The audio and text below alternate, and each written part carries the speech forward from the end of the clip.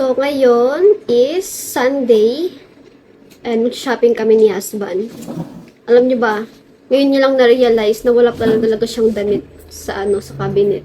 Kasi ngayon mga damit niya lang is dalawa lang yung kulay. Blue at saka black. Yun lang talaga yung kulay ng damit niya. Kaya ngayon, mag-shopping kami para bumili ng kanyang damit kasi nga wala talaga siyang sinusuot. Ayaw niya talaga bumili ng mga damit kasi palagi niyang sinasabi is madami pa naman daw siyang damit, meron pa naman daw siyang susuot. Kaso nga ang problema is paulit-ulit lang. Tapos ako, sobrang dami kong damit, hindi na nga magkasya sa cabinet. Parang yung cabinet is yung lang, lagayan lang ng aking damit. Yung sa kanya, siguro mga 10 piraso lang na damit, o hindi nga siguro eh. Yun lang yung damit niya. Wala siyang yung yung formal na sinusuot. Like, example, itong damit is panglakad, itong damit is para sa trabaho, at itong damit para sa bahay lang. Sa kanya, all in one. Pwede niyang suotin sa trabaho, pwede niyang suotin dito sa bahay, pwede niya din suotin sa pag lumabas kami.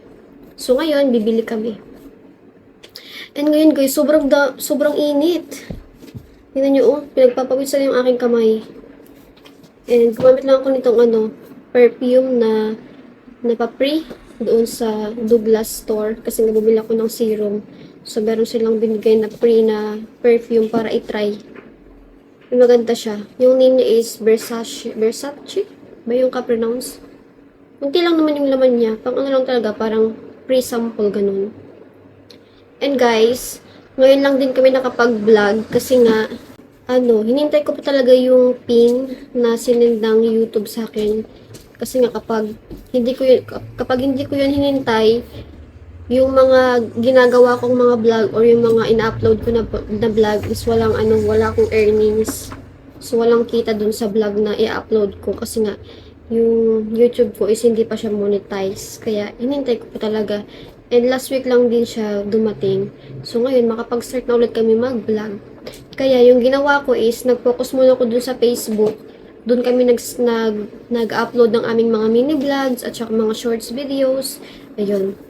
And alam niyo ba guys, umabot na kami ng 100k followers. So, ang bilis no, naunahan pa tayo dito sa YouTube. Pero anyway, hindi ako guys titigil dito sa YouTube. Continue pa din yung pag-upload namin dito sa aming YouTube channel. Tapos, doon din sa aming Facebook page. Kasi minsan, hindi ko na ma-upload sa YouTube yung iba pang mga videos na ina-upload ko sa Facebook. Kasi nga minsan is may mga sounds, mga copyright, ganun. Ito ko yung aking outfit. Papakita ko sa outfit check. So, this is my outfit, guys. Itong skirt na short sa likod is siya. Nabili namin to doon sa pinakamalaking mall sa... Ay, hindi. Nabili namin to... Where did we buy this? In the big mall, right? Yes. Ayan, sa pinakamalaking mall dito sa Netherlands. So, isa lang yung nabili namin kasi nga kulang na yung time. What do you think, guys? Maganda ba? So, ayan guys, samahan nyo kami. So, let's go. Alam nyo ba guys, unang beses ko to na lumabas kasi nabasa pa yung aking buhok. Kasi nga diba nung winter, bawal kang lumabas na basa yung buhok mo kasi ikakasakit ka. So, ngayon, summer naman na, kaya okay lang. Di ba ba ng aking buhok ko? Last year ako nung December nagpapukit. Tapos mahaba mo ako. About like 6 months na, at least 6 months na din kasi yung pinagaw. Nandito na kami guys sa loob ng mall. Yung napasukan namin is yung Estat Oliver. So, ito na nga ang napili. Sukatin to lahat niya. Pang summer talaga. Ito, terno siya. T-shirt at shorts. Pinaghahanap pa siya ng ibang damit na sukatin niya.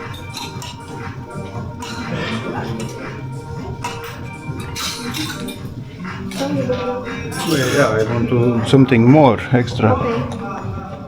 And then, Look guys, ang ganda no? Bagay sa kanya. so this also good. Yes. You look handsome, babe. This is too big, no? The blue? I think it would be nice if we will gonna pair this with blue pants. Not this. Yeah. Ako yung pumili niyan. So Binihisan you ko can siya. take this, Yes. And then that shorts. these shorts. Yes. Ito guys yung pinaka-bet ko. Ang ganda ng combination niya. Terno siya. Diba? Hindi niya na uhubarin kasi nga susuotin niya na hanggang lumabas kami. Babayaran niya lang. Tinanggal niya na yung tag. So guys, kakauwi nga lang namin ng bahay. And marami din kaming inistapan bago kami nakauwi ng bahay. Kasi after namin mag-shopping ng mga damit ni husband is pumunta kami ng Albert at saka Action. So, ito yung mga nabili niya guys. Ang dami niyang nabili actually. I think 5 pares ng t-shirt at saka 2 pares ng shorts. At hindi ako bumili ng para sa akin kasi nga, today is Father's Day. Para lang talaga tong pang-shopping is sa kanya. Kasi nga, minsan lang din siya bumili ng mga damit niya. Kaya, hindi na ako nagpabili. Siya na lang yung bumili. Yung mga binili pala namin guys is, papakita ko sa inyo. Kasi after nito, magluluto pa ako ng aming ulam. So, ito nga pala guys yung binili namin. Bumili kami ng another kaldero. Malaki na siya kasi nga itong si husband, mahilig siya magluto ng madaming pasta. Kaya gusto niya ng malaking kaldero para nahalo niya ng mabuti yung pasta or iba pang mga lulutuin niya. And then, bumili din ako nitong pang spray.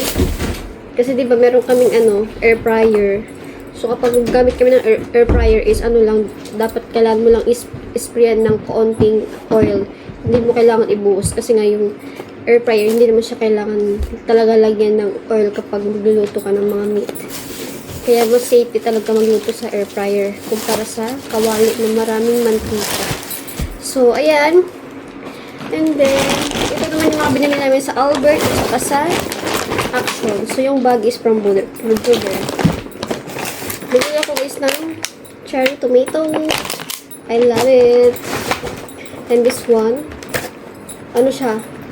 Para sa air fryer. Sapin. At bumili din ako ng basahan para sa shower. At saka, bumili din ako nitong tawag ito? Panghugas ng plato. Masabi ko pa, Joy. Wala kaming Joy dito. At saka Narcube. What is this? Sungloves. What siya? Wine. Ito naman yung aking cotton para sa mukha. Bumili siya sa ng paint spray. And then, bumili din kami ng maraming trash bag. Trash can bag. Para sa basura. Para mandali. At bumili siya sa ganitong yan. Ang tawag dito? Pang slice. Catch the ball.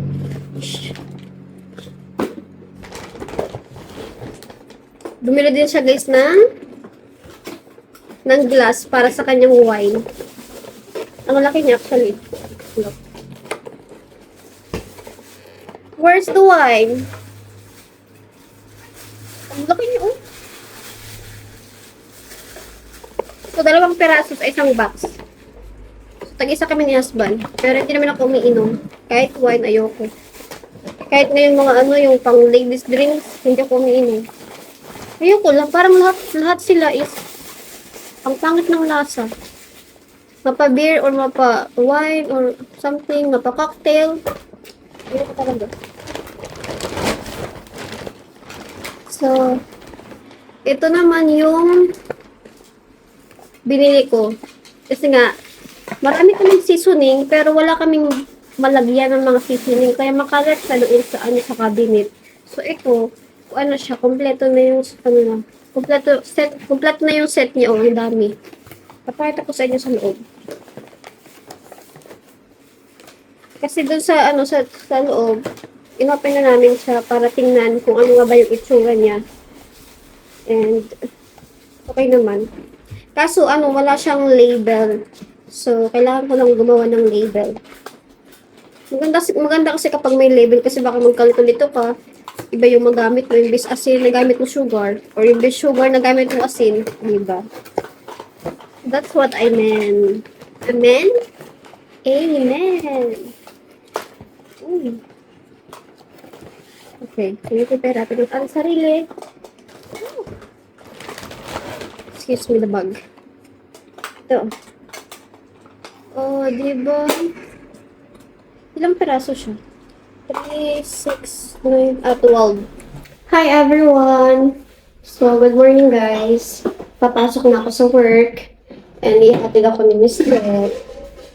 Meron na pala akong baon dito. Nilagay ko siya dito. Inaasikaso lang ni Asban yung mga basura kasi nga itatapon niya din, diretso. Yeah. Yung oras ngayon guys is 10:30 na. Kasi late shift yung aking work this week. So, ayan. Wala kasing work si Asban ngayon, kaya ihatid niya ako. So, ayan. And this is my bag. Dito ko nilalagay yung mga ballpen. Tapos yung aking ID. Ito. At saka yung aking wallet. Naman yan mga ID at saka card. So, ayan. Tapos dito naman yung aking jacket. Ito. Tapos itong last. Tingnan nyo. Gamit na gamit ko talaga to kasi nga nakakatulong talaga siya para hindi sumakit yung aking mata kapag matagal ako nakatingin sa screen. So, ayan. Tada! So, ayan guys. Let's go na! Nakauwi na kami guys ng bahay. Si Asba naman, pinagpatuloy niya lang yung pagluluto. Kasi nga, di ba, sinundo niya ako sa work. Yung pagbalik namin is, kinunting niya. So, siya yung magluluto for today. So, that's how he preparing our food. So many. This is the chicken. And here is the potato. So, it will become as mashed potato. And this one.